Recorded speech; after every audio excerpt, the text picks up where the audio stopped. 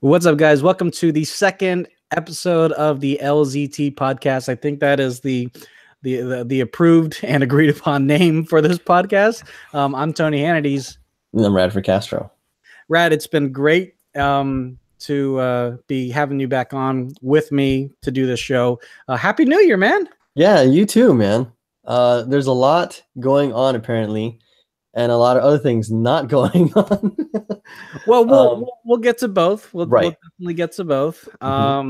If I had to make, and I'm not one to make New Year's resolutions because I tend to feel like it's an arbitrary thing, but if I had to make a New Year's resolution, for those of you that are watching or listening to the podcast, either one, I wanna try and do a video at least once a week, and then also try to get this podcast at least once a month. So that's kind of our goal. And then we have something else that we're doing as well too. So I don't know about you, but that is my production goal. It's awesome. I'm trying to match up with you. At some points, Tony and I will converge, and there will be some changes that will be done around our social networks and our site. Oh yeah, that's for sure. There's some things to do, but we'll definitely get to that topic at some point. Yeah, and when Rad says converge, he doesn't mean the singularity convergence. Like, I mean, that's not happening for another 50 years. And until then, we'll converge in a more artificial sense. But we want to talk about CES. CES, this is the CES week. This is the week of all weeks. The week of rain and everyone forgets how to drive. The week of blackouts in the most ironic way.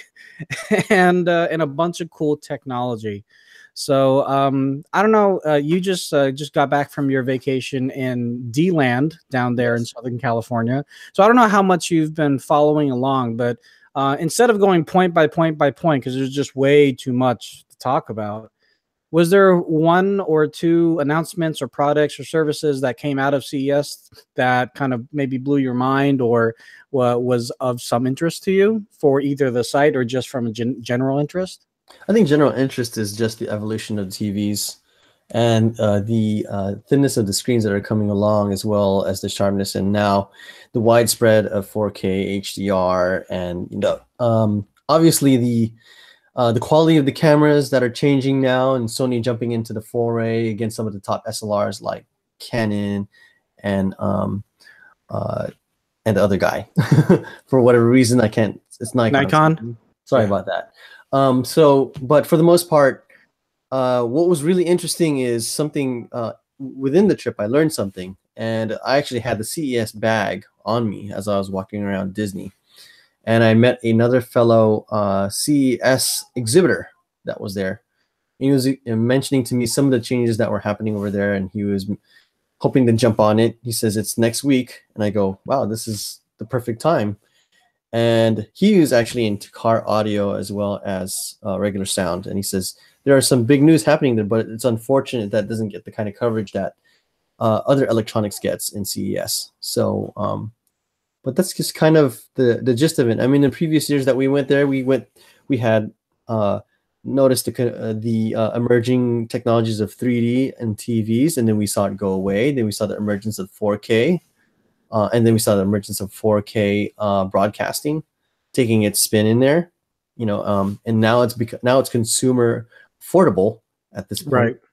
And I think the biggest other trends now is, well, where do we go from here in terms of like the AI and automation? And so I know you had some links that you shared with me that I got a chance to, but most of the time I've been kind of viewing things from more a layman's perspective. Sure. Where I'm trying to see where CES is from someone that's just not paying attention to the news as much or as Facebook as much. So from first glance, when you go on The Verge, you're like, wow, apparently a lot of it is automation. Yeah, actually, no, go ahead.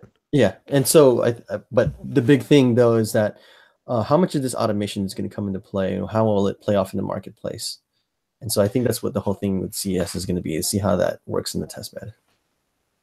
Yeah, it's interesting. Every year when CES comes around, or Mobile World Congress comes around, or any of these other big shows like E3 or Gamescom, there tends to be those 15-second videos that proliferate through Facebook, and they're like, first look, check this out. And it's a really quick video of something new that no one's ever seen before, and it's very relevant to the times in regards to the news flow.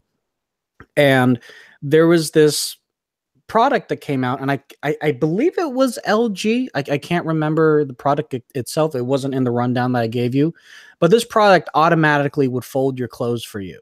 And I saw it come through my Facebook feed. I didn't realize it was actually a CES reveal. I just thought it was one of those products that, you know, you wish you had this thing, and it might have been announced a couple of years ago. This was actually announced this year. Yeah. And it's this big honking, like, floor standing machine where you feed it pants or you feed it a shirt, and then after a few moments you get a stack of all of your clothes neatly and nicely folded. And it's one of those, again, automation things where it's like, okay, that's actually really cool. Where am I going to put this? How much is this thing? Is it cost effective for me? Is it something that is it something that that is really going to be more convenience for me, or more of a trouble for me? And that's where all this automation is very interesting, because the words automation and AI are being thrown out like jelly donuts. Yes.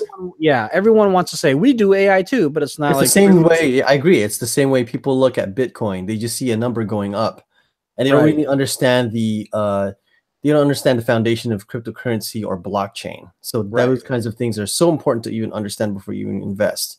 Yeah. So if for these things, if you're looking at if you're watching the live show or the stream after the fact, Extreme Tech actually has the thing that I'm referring to, and this is the Foldimate. Of course, it's called the Foldimate, because why not? I guess it can do everything from wrinkle reducing, or even adding a fragrance to your clothes, because, you know, of course. And it says price has not yet been set, but would likely be around $700 to $850 for the main unit. And there's a secondary unit, $200 to $300 for the de-wrinkling accessory. That's nuts. So if you're spending over $1,100 on this thing, which will arguably cut down the time of all the folding that you have, Rad, as a parent of 3 and a husband, and someone who I'm sure helps out around the house every once in a while, do you feel like this is something that would help you and your wife, or would it just be something that would take up space and just be another surface to just put stuff on top of it? Well, so what's really interesting about this is 2 things. Do I have enough collared shirts laying around? So it's a matter of if you're a minimalist, this is probably not for you because it will take up space. But if you're someone that is often traveling, okay, and do dress up often to many events, this might be useful for you. But again, this is still something that is being tested in the market. You know, I mean, even though this is debuting in Las Vegas, it's an interesting thing. It's getting a lot of buzz. I mean, this particular article has 7.4K shares, which is a lot. And for those that are listening, let me just give you a quick rundown. Foldimate is about 2/3 the size of your washer or dryer. That's big. Yes. The user, perhaps a teenager convinced to help with chores, simply hangs or clips the shoulder area of the shirt on 2 hooks and steps back. The device pulls the shirt in, a series of rollers and arms that also move up and down sideways, straighten, and fold the item of clothing. And then optionally, the device can spray the clothing with wrinkle-reducing agent or fragrance. And that's nuts, just by itself. Yeah, but it doesn't completely take away the chore aspect of it. You still have to put your clothes away. You still gotta put it away. Right. It's just the folding. Yeah.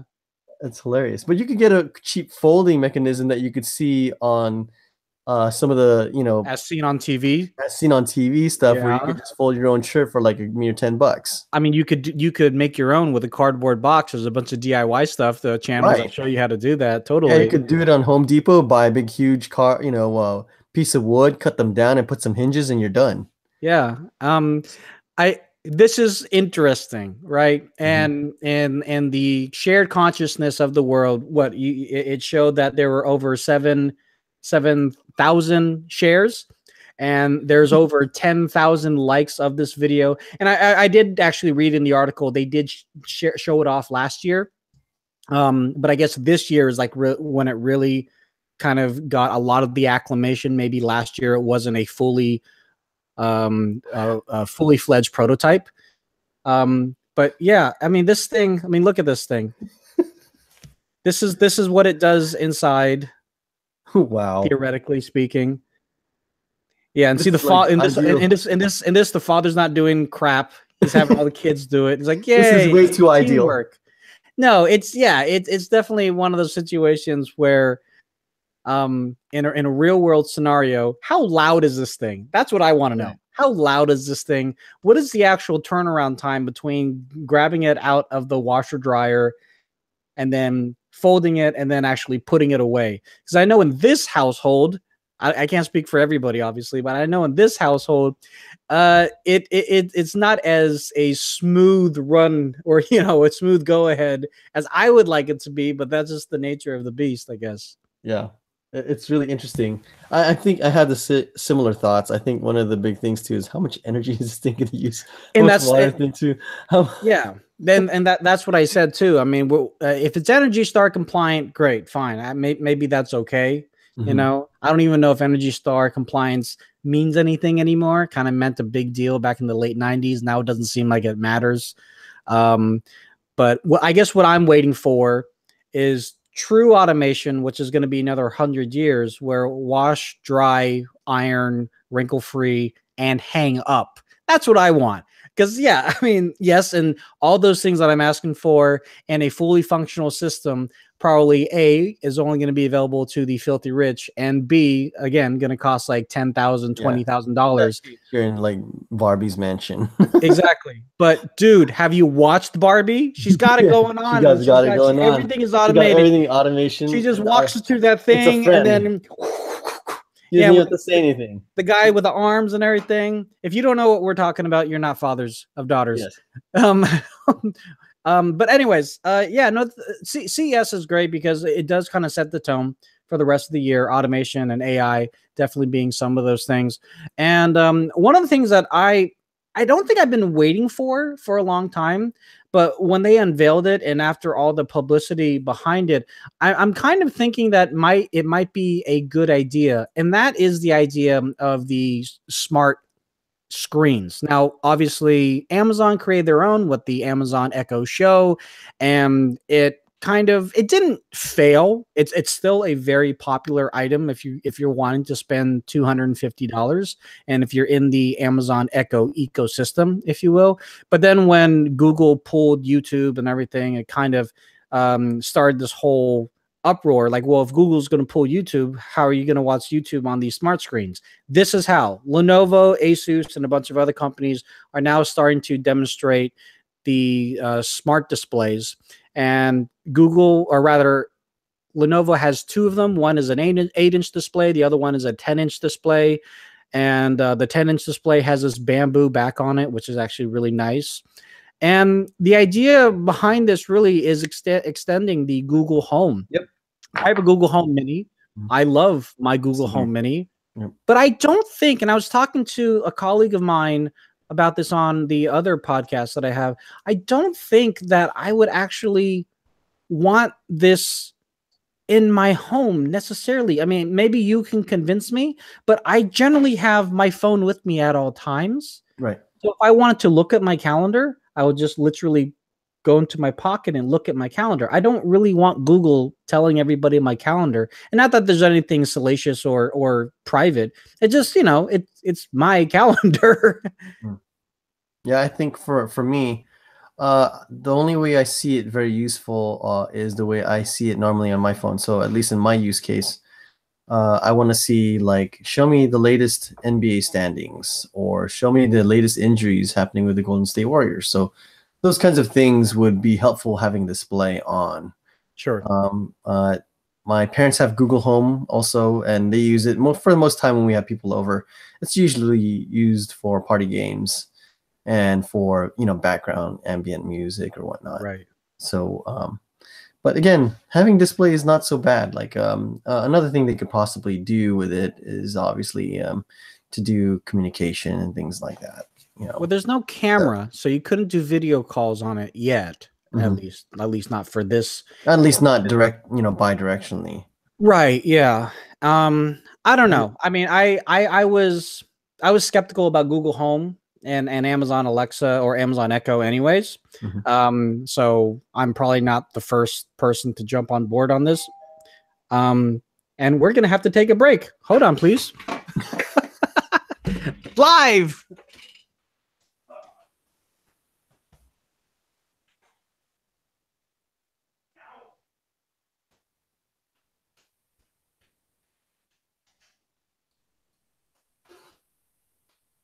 Got my tabs up. I will adjust my camera. This is pretty cool. All of this stuff here. Although I'm not sure if I would buy, depending on how much this thing. Oh, it is. It's a little more than I thought it would be. The live video people are going to be able to see the craziness that happens even at 10 o'clock p.m. And people are listening to the post audio recording won't even know it happened. It's magic. I think I was just closing my remarks, and I'm skeptical, but I'm the wrong person to ask. Anyways, Google is partnering with JBL, LG, and Sony, obviously Lenovo, and yeah, we'll see how these things proliferate and then see how they actually do in the real world. But as for the tech journalists that have seen these, they all love them. Yeah. Was there anything else that you saw at CES or heard about that caught my attention? Yeah, caught your attention, or maybe raised an eyebrow? The links you sent me. Oh, right. Yeah, well, I think there's not very much that really caught so much of my eye. I think some of the things that were announced were announced prior to CES, particularly Razer's entry into the home mobile market. So things like that. But for the most part, yeah, a lot of these announcements were not so much surprises as they were just more public, you know, displays and public demonstrations of what we've seen in the past few months. Well, I would be remiss if we didn't kind of go over Razer's product, or rather Project Linda, and that is the laptop-like device that would house your phone, that allows you to turn your phone into a full-fledged Android-powered, mind you, laptop. And from a design standpoint, from an industrial design standpoint, that thing looks freaking amazing. It is very Razer-like, like their blades. I think it's beautifully designed. I think the concept of using the phone as a trackpad, but also a secondary screen, depending on, like, if you're playing a game like a League of Legends style game on your phone, is very innovative. So Razer is known to show off stuff at CES that we will never see in the real world. Last year, when I went, a colleague and I saw something called Project Aria, which was this projector that was synced up with the Razer Chroma lights and the game that you were playing, and it basically projected a larger version of the game beyond your own screen. So it was fully immersive. It was like this 100-inch wide projection. And then in addition to that, it would link into your Philips Hue lights. And this was all, you know, concept. And this year they announced a full-on partnership with Philips Hue. So if you are playing a game and you are using Razer Chroma like devices, and you're all connected with the proper bridge and the proper apps and everything, your lights could all kind of go off and go on depending on the games that you're playing.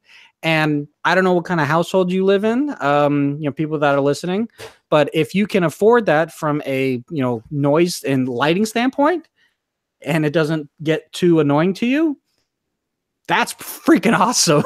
Yeah. I think it's nuts. And you know, the funny thing is, as you know, how me, I always look at the from a broader vision of what Razer is trying to do and how that company will be affected by how it changes the, you know, the landscape and the competition in that landscape. You're starting to see more gaming laptops, you know, show up now at CES. One of the ones that kind of stuck out, since we're talking about the things that kind of caught my eye, was gaming laptops by Dell and HP, nipping at the buds of Razer. And what was really interesting is that you have these Intel 8th generation core now using these things called RX Mega M graphics, and NVIDIA's shrunk down Max-Q graphics, being able to push these laptops to a smaller level, but still pushing out crazy graphics that are equivalent to now the PlayStation 4 and the Xbox One. And so what's really interesting is this particular one that I'm going to probably share with you right in a moment. Let me just share this. Is the Dell XPS 15, a 2-in-1 in the HP's Spectre X360 15. And these two seem like beasts. They're running GTX 1050 mobile cards. I mean, these are faster than most regular like computers, and they're 2-in-1s. And they're running at some really good price points. One running at 1360 at the bottom, and at the most at 2000 something. There's even an 1899 that's an HP model, and it's pushing 4K, which is ridiculous. So, but the competition, as Victor would say when he used to host with us, is good, and that would bring down the prices. That brings a lot of competition in front of Razer's front door. So, but this is interesting stuff. I mean, I'm just learning about this now on some of the, I mean, we've heard these announcements, but to see these actual, you know, 2-in-1s going in display, it's really pushing the whole form factor in which kind of Surface kind of helped launch out. So it's really interesting. What are your thoughts about that in terms of where this is going? I mean, we've seen proliferation of tablets over time, and now we've seen it kind of like reached its sort of maximum effect. Like it's reached critical mass, and now everyone has one, and now it's these. Right. So, do you see these sticking around longer, or do you see it having a saturation point, much the way that tablets are? It's interesting when I do my rounds during my day job. I deal with customers and clients that are in the market for new PCs, and I always have my Surface with me, and there's always a 2-in-1 on display, and that is generally my target is to get the customer into a 2-in-1 for a number of reasons. A, it's my job, but also B, for the longevity of an SSD and lightweightness, you know, better battery life and things of that nature. The 2-in-1s, however, tend to be more expensive than these people want to spend. And I'm talking in a retail environment, not in an enterprise environment. So, you know, a customer is looking to spend maybe $800, but then I show them a 2-in-1 that's over $1,000. And as sexy as they are, as powerful as they are, these normals, these normies, whatever you want to call them, they're not into that. They don't really have, at this moment in time, their only interest into creativity is to watch the end result via Hulu, Netflix, and YouTube. The creators like you and I already know about this kind of stuff, you know, generally ahead of the curve. So if I'm speaking to creatives, then yes, without a shadow of a doubt, something like this, a 2-in-1 that has more than 10 points of touch, you know, over 4,000 of levels of pressure sensitivity and all that jazz. Plus it has a 1050 Ti mobile graphics card.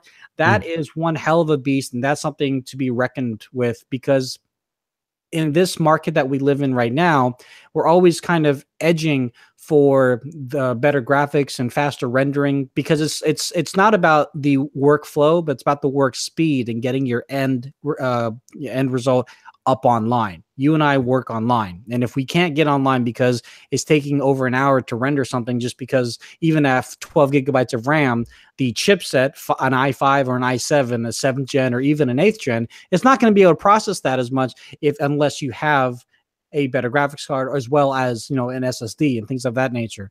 So definitely, as we move forward, and as Victor would say, because of all this competition, it is going to draw down the cost of a lot of these laptops. And arguably, these laptops, the gaming laptops, are getting a lot cheaper. I would have never told you that you can pick up a gaming laptop for around $699, but you can. Nuts. Acer has, yeah, Acer has a gaming laptop for $699. So it is Acer. Take it for what you will, Acer, you know. But if you want that, at least now you have that option. And I think now also because you know, in the little bubbles that you and I are in, we're starting to see a lot of people, a lot of kids specifically, high school kids or even college students wanting to get into this, and not just YouTube and stuff like that, but moreover, production, 3D graphics, vectors for engineering or science or chemistry or quantum computing. They want to know more about that, but they can't do that on their little rinky-dink tablet. Right. So if they can, and this is the hurdle, if they can understand that it is going to be an expensive investment up front, but it will feed them back time after time after time, then I think going forward, something like this new Dell XPS 15 or the Acer, or rather the HP Spectre, which by the way is freaking beautiful. Oh my God, so gorgeous. Then we're going to be in a better world with that. The traditional laptop, like clamshell design, I don't think is going away anywhere right now, because even though the older generation, and with all due respect to them, that's what they expect, because that's what they expect. That's that kind of mindset is still going to kind of stay around. I think the only, like, I would say consumer electronics in the electronic space that has made drastic changes would be the mobile phone from the, you know. So, but yeah, if we go back to this is the Spectre X360 with Vega M graphics. Listen up, you gamers. We know it's an M. Okay, we know it's a mobile processor. Right. Deal with it. Okay. Right. We know your computer is faster. Deal with it. Moving on from that, this is a beautiful, beautiful piece of machinery. Right. And it's actually, it can run a lot more stuff, a lot of M-based stuff, and the advances that are made in CPUs, especially, I'm shocked with AMD now. They're trying to take the kitchen sink to Intel with some new stuff coming on the horizon. Like I've been following their engineering blog, and a lot of the stuff that they're trying to do is trying to match them bit for bit on Intel in terms of the graphics, and that's big for them. And right now, I mean, they have a good contract with, you know, with Microsoft and Xbox, you know, and as well as with some other, you know, manufacturers that are working close with them. But well, it's funny because this year, this CES, Intel and AMD both officially launched the chipset that has Intel processor with a AMD graphics card. So AMD definitely is a company to keep an eye on, because especially when they came out last year, and God, I can't even remember. It wasn't the Radeon, but what was the new processor that they announced last year? RX Vega. That was the graphics card, yeah. But then there was the actual processor. Oh, I know what you're talking about. Some of the Dells that are running on. Yeah, so excuse us. We're gonna have to Google this real quick because we know. Well, we are Lazy Tech TV. It's the Ryzen. The Ryzen chip. Yes, thank you very much. Yeah, so that like that's already proliferating through the market as well too. So I mean, all this is very, very good. I think that I think it's still going to be considered like the top end of all these chipsets and all these computers, and it's going to be like that for a little bit. But more and more, these companies kind of show off what they can do from miniaturization of getting some of these processors and graphics card down to the level of getting these very, very thin laptops. I think it's gonna be better off in the years to come. If we can continue on with the computer talk, we know that Microsoft has announced the WOA, or Windows on ARM kind of movement. And we knew that CES there was going to be some companies showing off their WOA computers. And honestly, I was thinking that we would see more, but there was only about three or four computer companies. Once again, Lenovo showed off their Meeks. There's two I's in there. Meeks 360 or 630, not to be confused with the 360. Meeks 630. It's a 2-in-1 detachable tablet hybrid, very much similar to the Surface. This is going to be running around $799. Pretty much what you're going to be seeing inside is a 12.3-inch screen, 4 or 8 gigabytes of RAM, up to 256 storage, a USB port, USB Type-C, micro SD card slot. And here's the thing about this too, Rad. This is actually running Windows 10S. Now, you and I actually haven't sat down and talked about Windows 10S. I don't want to get into the whole too much of the issue of what Windows 10S could or can't do for the consumer. It does allow customers, if someone were to buy this Lenovo, it does allow them to upgrade or rather switch to Windows 10 Pro at $50 if they want to go ahead and do that. But Windows 10S on WOA, or rather a Qualcomm chipset, I think this is an 835 chipset if I'm not mistaken. It is. Do you think something like this is going to get bigger, or is it, or do you think because it's is it kind of shooting itself in the foot because it's running on Windows 10S and people tend to have a Windows RT kind of feedback with that? I guess it depends on what Windows 10S's capability. Now, you have to excuse my ignorance because I'm not fully aware of what Windows 10S does yet.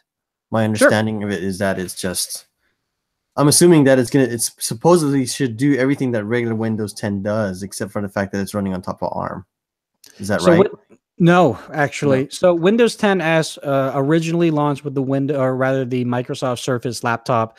It is based on Windows 10 Pro, which is why you can upgrade to Pro fairly easily. But it's supposed to be more secure. It's supposed to be faster, so faster boot up, better battery life, more streamlined, and less security vulnerabilities. Because, and here's the kicker, it does not run x86 or Win32 applications. Okay. So it can be emulated though, right? No, it cannot be emulated. So you can't run on Windows on the one that is running ARM chipsets. Those I believe can be emulated. But if you're running an Intel chipset or an x86 in the x86 architecture, there's no emulation. That's strange. So like that means my assumption then is that a lot of the stuff that we're developing right now, because Windows wants you to build in their all-in-one Windows, universal Windows into their store architecture, right? The architecture is supposed to take care of the whole thing, whether you're in ARM or x86. So it just seems like Microsoft's strategy is similar to the RT strategy, you know what I mean? But if you really want to get away from the RT strategy and, there needs to be a way to at least emulate some of that so that we don't lose most of our code. And if you want us to go into the more universal Windows, architecture, there's going to have to be calls that are very specific for ARM and calls that are very specific for x86. So it's interesting. I'm not sure yet because I really don't know much about Windows 10S to really make a good understanding even as a consumer standpoint, like to say, is this useful? So if I'm running an Excel sheet, can I still open Excel on Windows 10S? You can. Yes. Now, if I want to build an app, I can still build an app for it, but I have to do it in a certain way, right? Right. Like Xamarin, right? If there was a Windows Store version of Xamarin, or if you could run Xamarin via a web page, then yes. Or if they built Xamarin as a progressive web app, you could do that as well too. But as a regular Win32 app where you have to download something from an exe file, you cannot. Well, what if you're a common gamer, right? Another use case, right? You want to pull down Steam. Can you do that? Can you go on a browser, pull down Steam, say down? You cannot. No. So what happens in a Windows 10s environment, you can download the exe file to be able to download something. When you double click it to open it up to launch and initiate installation, another pop-up window comes up, says, sorry, you can't install this. But based on what you're trying to install, here are some other suggestions that might be similar or exact to what you're looking for within the Windows Store. And as you know, Steam is not in the Windows Store, so it's not going to give you Steam. Same thing would go with if you want to download Chrome. You can't download Chrome. And they did say, but they have Chromium. So here's the weird thing. So Ubuntu runs on everything, including ARM, right? It runs on a bunch of chipsets. Sure. It runs on 64. There's no incompatibilities between all of these different things, you know. And maybe Windows could take a page off that and do that. Now, I understand that they have a zillion legacy apps that are running, and they need to still somehow still hold on to that business while still running this thing. Right. So that's where I kind of see Microsoft is doing. They're just saying, okay, you know what? This is it. This is the universal Windows platform. This is Windows 10. This is Windows 10s. You can build for both of them. You just need to use this architecture to build it on. And that will include Android. That will include iOS. That's kind of the strategy I'm seeing it now. They're trying to give us this power to do all this stuff. Now, for me, like, I'm going towards this more open source way, and which is like React and React Native. And I guess what does that mean for a consumer? Well, so if I'm building an app like for you to collect games and stuff like that, I would be saying, well, this should be available on Windows 10s now, because you could go to the store and just download it. You know what I mean? Right. I mean, if it's in the store, you can download it. Mm-hmm. But if it's not in the store, you cannot download it. Mm-hmm. So there are very basic things too, like printer drivers. You can download generic printer drivers, HP printer drivers or Epson or Canon, and those will automatically come in when you plug your printer into your computer, or if you do it over your Wi-Fi computer, and it does those things as well too. But if you want the more advanced printer functionality that the printer allows you to do by downloading like the HP client for that printer on Windows 10s, you cannot do that. And it's one of those very simple things. And you were mentioning different hooks and different calls that you just don't have that ability to do in Windows 10s. I mean, Windows 10s or Windows 10 was one of the big things was that there is the command line to allow you to get to do bash, but you can't do that on Windows 10s, which also means that some of the distros that are available for you to download in the Windows Store won't work. That's a big one. Yeah. So that's why, and I didn't want to make this a whole Windows 10s conversation, right. but it's totally fine that it is. It's totally fine that it is. In the long run, yes, I see where Microsoft is trying to go. That's where I want to talk about that too. In the long run, Microsoft arguably wants everything to be available through the store. It works on Android, it works on iOS. Why not on Windows? The problem is people are used to just going to the VLC Video LAN website or whatever website and downloading the client. And trying to get people to go through the store means one of two things: a huge shift in workflow, but it also means this. It means that Microsoft is going to recoup some sort of kickback monetarily by having your app in the store, especially if it's a paid app. Now, they do have partners, like Adobe has some of their Adobe Elements programs in the store. You can download Adobe Photoshop Elements in the store. That's pretty freaking good. And it's the exact same version of Adobe Elements that you would buy individually. The biggest advantage that Microsoft has over everybody is that they charge nothing to go into the store. And they do all of their thing. And they do everything through there. They have their guidelines set up. They have people checking into the store. So it's pretty much everything that you would do like Apple, except all free and open source, which is insane. So my hope is that what I think Microsoft is doing is they're trying to shed their old business model and move into a more modern one, which is this. You know, everything should be in the store. Everything should be downloaded, because we have a new generation of kids right now that are used to going into an app store, tapping something and just installing it and doing work. And that's it. I mean, that's how it should be, because I mean, we're going to get into another article, obviously, with why things are starting to become more complicated. But it's something that I've looked back on how LZTV TV is and how we were before. Like Sure. we were covering a lot of these things that were so like, you know, very specific and nichey and things that were not so much for the normal guy. And now, you know, you and I kind of made this sort of, you know, angle now that we're trying to write and have listeners, basically your typical techie slacker. You know what I mean? Sure. It's just doesn't have time. It just doesn't have time, and we're just gonna give the quick skinny, you know. Right. And like if you don't know the answer, then we'll try our best to make that answer not a convoluted mess. Yeah. But you know, looking at it now, I'm just going through the same article that you're going through, and I noticed that it addressed a lot of the mistakes that Windows RT made, and that was very big in terms of its battery power, in terms of working well with the manufacturers and the chipsets, and making sure that the operating system, you know, can still do things that are even very specific for ARM, can still do things that make it more competitive with a regular laptop, an x86 one at least. So, but just the fact that it's on ARM is big, because those RISC architectures use very, very, very, very little battery power. Yeah. So, and that's part of the whole always connected mantra that both not just Microsoft, but a lot of these companies, even Intel has their own always connected movement as well too. So it'll be interesting to see how it works out in the real world, because in the tech world, in our tech bubble, I think we like it. Generally speaking, we like it, and I think majority of people in the tech bubble who are going to get a product of this that's running on ARM are probably just going to do the free switch to Windows 10 Pro anyways, because they just don't even want to gamble with what program works, what program doesn't. But one of the things, and you mentioned earlier, because this is a huge convoluted mess.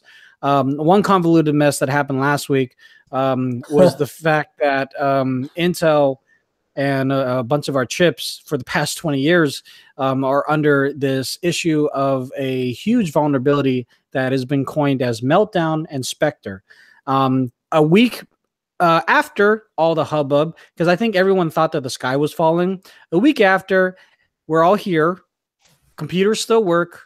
There's like very little blue screens, if anything. You know, everything's fine. Pretty much everything has been patched, and even Intel has revealed that there's a processor fix for some of the processors that are being affected by Meltdown. And I just want to bring this up really because it is kind of a big news topic, but also to kind of quell the fires for people that are aware of this, but maybe didn't hear that there is kind of a bookend to this whole story, and that bookend is. Don't fret.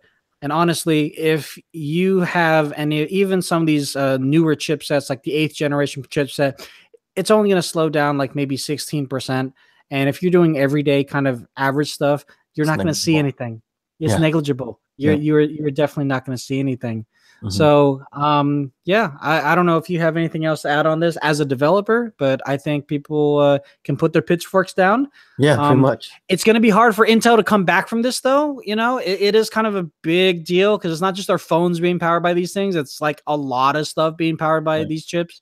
Right. And when you hear vulnerability, that it is something to be a little, not frightened about, but just be weary about. Yeah. So from a consumer standpoint, it won't make so much of a difference. From an enterprise standpoint, it makes a hell of a difference. Yeah. Because if you have all these clouds, all these huge data centers running these chips, that is a problem. So, but from our perspective, it's like meh. But for the big companies, I'm pretty sure they're looking at their contracts and thinking, should we renew an Intel next year? That's a big problem. So. Right. And hence why AMD's coming out kicking. Like, we got stuff too. Yeah. We're relevant. Yeah. And they're waiting in the wings, and they were just waiting in the trenches to do this. So, you know, good for them. Not to say that it's never good to see Intel being like going through things like this. Obviously, no one wants to see anything happen to their processor, anything happen to, you know, their computers. I mean, we've been through this whole thing, even with the battery thing with iPhone and stuff like that. You know, but the main thing is obviously just trying to get an understanding and not let the, you know, the sensationalism of the news get you down. Sure. and is really understanding where things are coming from. Well, I think all this stuff is getting like super convoluted and also very, very complicated. And you introduced me to an article by Nilay Patel on The Verge that is titled "Everything is Too Complicated." Do you want to summarize it or touch on some points that you thought that would be interesting to our audience here? Yeah. So instead of just kind of reading the article, I probably read it twice or three times. It's been something that's been in my mind for quite some time now. You know, every CES we introduce new automations and new things for, you know, the everyday consumer, you know, hence the name. But it's more complicated now, meaning that things are more smarter, but not necessarily friendlier. You know, when they say smart TVs, smart appliances, phones or whatnot, I have a 70 year old and, you know, close to 80-year-old, you know, father-in-law who's just starting to learn email. And, you know, to introduce these things into the market, you're looking at a more smaller percentage, mostly techies that are going to be buying into this stuff. And they're great conversation starters in the, you know, in the floor, on at home. But in the end, what's the point? What things like, you know, see, read some of these things that are down there, like some of their actual questions in quote marks, which is really interesting. Not knowing the difference between iMessage and SMS or what iMessage is. These are all little things that people will ask. Normal people, like, why is my text a different color? And I get these questions coming from my kids, from people alone, and a lot of them I see that are happening. And he doesn't make some of this note here, but at least for you and I, when we've been to CES the several number of times, you know, it's always been like a bubble, right? We go there and we find that the people that use all this stuff are going to be in the 1%. And a lot of the times, if Samsung feels that they can put like a QLED display onto their refrigerators, and Whirlpool says they can do the same, and Amana says we could do the same thing to their dishwasher, it doesn't make it any better. It just makes it that much more difficult, and it creates more. It actually creates more chaos and support and cost, you know, from a manufacturer standpoint, which doesn't make any sense. So just imagine, like, you being that you're in your company and you're supporting your systems. You know, there's a lot of things that can come with those issues. You know what I mean? Like from account to devices to hardware failure. But then when you introduce new things to it, there's people that develop the software for those things, and they have to deal with it now. They have to be involved in that process. You know, because it can't just be hardware and software anymore. It can't be just hardware anymore. It's hardware and software. And that's unfortunate, you know, for if they really want to get people to be interested. I mean, aside from the iPhone, you know, I don't see anything else converging that doesn't make sense, you know. So, I'm gonna take the opposite view of this because I like being the opposing force. Were you the guy at the when Henry Ford came out with the first car off his lot, said, "Here's a car"? Were you the guy in your horse and buggy say, "This is fine for me. I don't need to worry about, maybe not carburetors, but I don't need to worry about brakes or this or that. I just need to worry about that this guy's getting fed and that he has enough shoes on his hooves." I mean, right. Okay, to counter that, I would be the guy that said, "Well, what about this refrigerator?" As opposed to like, so it's really interesting that you say that, right? So from your perspective, it's going to be clear, like when someone drives that car and they're right next to my horse, and I'm like, hell, I'm getting that car. You know what I mean? So yeah, I mean, like, I think from a tech angle, right, a lot of this stuff is it's awesome when it works, and B, it sucks when it doesn't. And that is when someone that is not techie, like my mother-in-law or my stepmom, when they look at these things, because I got my stepmom and my dad a Google Home, and I set it up with my dad's phone, and my stepmother was asking me all these questions that I thought that were like so mundane, like, why do you not know how this Google Home works? And then I realized, well, of course, she knows more about counterpoint when writing music than I do. And so when it comes to these sorts of things, it's just like we surround ourselves, or we're brought up in that kind of world. So I think a lot of this technology that we see, we might not see screens on our refrigerators, but we might see screens on our mirrors in 70 years. And in 70 years, with all due respect, the old folks that don't know how to do email or don't know how to do Google Home right now, Yeah, sure. they're not going to be here. So in Right. 70 years, all this tech that we see now is going to be commonplace. And that's why I think it is confusing and complicated now, but it's just as complicated as it was when you had to explain to someone how to drive a manual car with with a clutch and the high beams were on the floor. Right. Right. So if that, in that perspective, we would be seeing things that are smart in the airplane. We would be seeing automated. We would see more self-driving cars on the road being accepted right now, right? In that kind of regard. I look at it from a use case perspective, where when you have a Google Home, it's very specific, right? You know what it's going to do. It sits on the corner, and that's it, right? Like there's, as you learn, it's a easy to use, hard to master kind of thing, because as you're throwing things at it, you're like, okay, it does this, it doesn't do this. Then you have this refrigerator, right, that has this screen, which like, oh, this is cool. I'm never gonna use it. Yeah. That's kind of how I use. It's sort of like the way I'm envisioning how the company like meeting goes, like, or at least the design room of putting this refrigerator together. They're like thinking,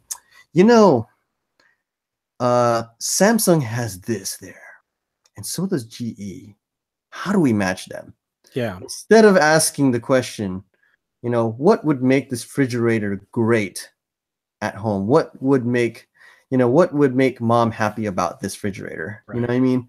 That's the kind of questions they're asking. So when I see stuff like that at CES, I'm thinking, this is all in the meeting room. This was never like consumer facing, right? When you're looking at Google Home, that was consumer thought first, right? You're thinking, how do we make this? And they field tested it, right? They threw it out there. This one was not. This was like, we got to match these guys. Boom, it's out there. We have this, we have this, we have this, we have this, we have X, Y, Z, B, and then another guy is going to do the same thing. So I call it the bubble attack, because all these companies want to have 4K with 3D with with this, with HDR and this, that. But in the end, from the consumer standpoint, you're going to think, how reliable is this thing? And can I open the refrigerator? Does it have these slide outs and these like, that would be cool if I could see a display of every single, like things like that. Like if I open up my refrigerator, I want to see what the actual temperature is on certain parts of the level. Can I actually put my milk down there and says, oh, I could label this as milk. I could label this as whatever. Or I could see there's an expiration date, things like that. That is useful, rather than having to say, oh man, this is expired. Or you put the milk down and it says, oh, this milk has been here for like 3 months. You know what I mean? And there's like a little display inside the tea, maybe something that is not super expensive, but something that sits inside. Or if it is outside, you could just say, here's all the things that you put in your refrigerator. So nothing to touch, right? You just see what's in there. You're just like, you have milk. You don't have to open it up. So if I'm like with my wife and I say, do we have milk? And it says, oh, this milk looks like, according to the refrigerator, it says you've had one here for like 3 weeks. Yep, we need one new one. Yeah. That's it. Well, there's something like that. There is a refrigerator that does that, and actually, Samsung is one of them that does that. But going to your point, I think that it's not that everything is too complicated. It's that it's not as convenient as we think it might be in the real world. Yeah, it's not it's not tested well. Like it's not. It's not battle tested, meaning like, we've tried this on like normal people. What do they think about it? Yeah, because they'll test it with the press, and by that time, the press are already, like not advocates, but they already have experience with these smart things in the home. That's still the that's still the bubble movement, right? Right, exactly. So I find it funny using the refrigerator. And if you are a manufacturer of a refrigerator, a smart refrigerator, we're not like mocking you, but this is the No. real world. One of the big displays at Fry's Electronics here in California, the Fry's nearby us, Rad, the one in Concord. As you're walking in by the returns desk is an LG refrigerator with a big sign that says knock on my window or knock on my door. So you can knock on the door and a screen pops up and it plays music and plays and it shows you what this can do for you. Do you know how many people I've seen knock on that door? Zero. Like people walk right by it. And so one day I actually asked somebody, hey, I don't work for LG, but I just want to ask you, would you want a refrigerator to do this? Like, no, because as convenient as it might be, I don't want to have to think about going through all the motions of all this other stuff to kind of scroll through on a digital screen. Is my milk expired or not? I just want to open it up and look. I can see how it can be beneficial to people that maybe are accessibility challenged, so that would be useful. And if they took that method or that road, that would be something that I think would also be very beneficial for the company's optics. But yeah, I agree. There's a lot of questions that people ask the tech bubble, as it is with you and I, that seemingly seem very basic. What's the difference between Bluetooth and Wi-Fi? But as more and more of these smart devices are coming out, these questions are not going to end. So we don't have the answer for you guys tonight, but if you have any suggestions or anything, definitely hit us up on Twitter or Facebook and let us know what you think, what the answer to all this complication is. But I do want to end tonight with something that is very personal, and that is the LZTV website, lazytech.tv. And Radford over there is the main general, the admiral, the chief of arms of all the code that is beneath the website. And we want to say, first off, thank you for all of you that if you've been waiting for us to launch the website, thank you for your patience. It's not always as easy as hitting that red button to just launch. There's always a few things that glitch out or kind of slow things down. So I just want to take 10 minutes. We're going a little over in time, but I just want to take 10 minutes and have Rad speak his piece and kind of talk about how the development of LazyTech.tv has been going and some of his findings, and especially with, if you want to mention hackernotes.net, that's you're more than welcome to do that as well too. Awesome. Yeah. So this is one of my our pet projects, something that's been a passion project for the last month or so, actually about 2 months now, almost reaching 3 months. And if you understand our background and our history, we started off as Lazy Tech Guys, because we were just very passionate about tech. And at the time, we didn't really have like a crazy voice. We were just crazy guys that covered the news constantly covering the news. It was pure insanity. And at the time, we didn't know much about content management systems. We didn't know much about SEO. We didn't know much about how to get traffic. All we knew is that we were into technology. We were into writing about it, reading about it, and talking about it. And so a couple of us were deep in the phrase on Lazy Tech Guys, and some of us have changed. Some of us have moved into different jobs. I myself also left for a little bit to work at Twit.tv, which I learned a great ton and made some good friends with, as well as Tony. And we got to start some new shows together as well. We had the Mobile Lounge. We did all these other cool things. But now that we have Lazy Tech TV, the angle that we're going after right now is just trying to be resourceful and entertaining at the same time. We just want to be fun and entertaining and still learn something from it. And so we're very close in reaching this end in terms of releasing the site. And so you can expect to see some changes being done to our social networks, our Twitter, our Facebook, our Instagram. Tony and I will probably end up talking more about how we're going to reach out to our audience and how we can get them engaged again. But this is just a little peek on what we're doing. A lot of our featured articles will be here. So when you click on the featured article, it will have this like beautiful layout. Right now, This is still in the middle of design in terms of our posts, but there will be 4 different types of posts. Yeah, We'll apparently that's a test sentence up there. He just right. wanted to make sure that he could spell properly and not write in Tagalog, right. because you know that would be kind of confusing even to me. So, but it's something that has been a passion project for the last couple of months, and I wanted to do this one right, and I wanted to make it proper. So, for the most part, we're going to have hopefully a good readership and a good listening base, and hopefully, you know, we will have a brand that ties it all up. And you know, with the help of, you know, Tony being the EIC, it's going to be, you know, major with his angles and some of his experience and a lot of the you know, the connections that he has. It's going to be very, very fun, and that's how we see this being done right now. It's hoping. Yeah, no pressure on me. Apparently, great, thanks. Oh, No, but well, like you said, that this is our passion, right? yeah, I mean, you and I have other like jobs and yeah, projects yeah, and contracts that we do, but at the end of the day, you know, even while I'm watching all these new movies on Plex and Netflix, I'm thinking about tech, especially yeah, this time of year. You know, I'm yeah, thinking about how it's going to affect the real world, how it's going to yeah. affect my kids. Mm-hmm. You know, is you know, the question that pops up into my head almost on a weekly basis is this getting dangerous? Like it's Yeah, just kind of scary. All this stuff that yeah, I'm just like freely allowing into my house with all these like Wi-Fi signals. I'm like, I'm not even sure if this is SSL secured or bit end-to-end encrypted. I don't know. yeah. It's definitely a scary time, but if any of you have questions or concerns about that, those are definitely things that we would be talking about, either here on the website or here on the YouTube channel. And as far as like reaching out to us and stuff like that, as I might have mentioned last week that we are going to have like a podcast at lazytech.tv email address. We'll probably have that going on in the near future.